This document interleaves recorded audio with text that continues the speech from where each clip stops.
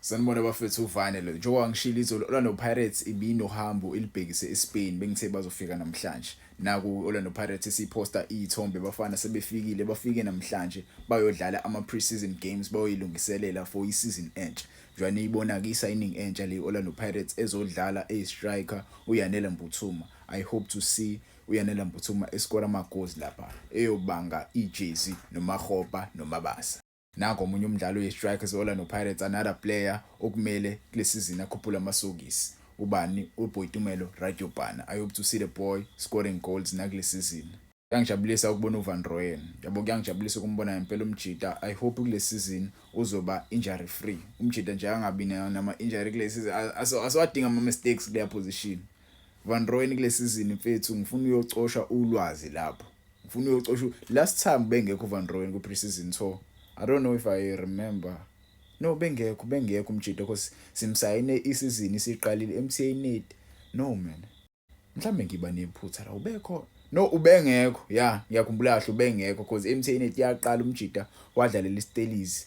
Kwigame yokuqala yeStellies wayekhona kwiStellies. So ubengekho kwi-trip eya le Europe. So umjida i-trip yakhe yokuqala le with Orlando Pirates eya Europe. I hope umjida uzofike acoshe ulwazi lapha akwazi ukusebenzisa lokho nalokho ku PSL noma masedlala ku CAF Champions League. Umbatha madoda.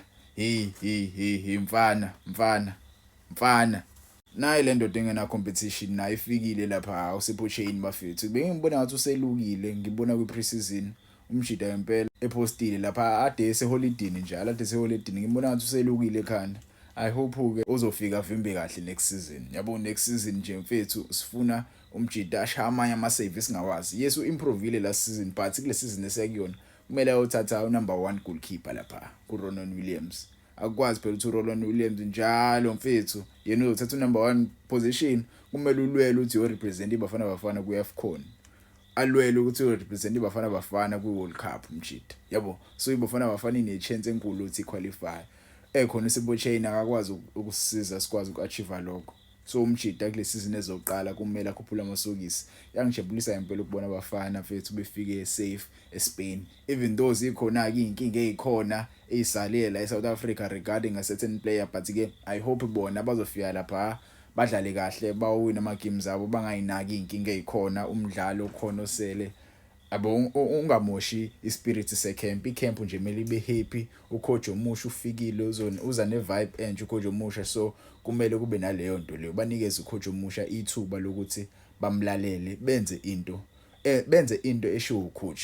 Yabo I trust uSipho Chain unalo leadership role uzokwazi ukucommand idefense yakhe akhulume nabo abafana.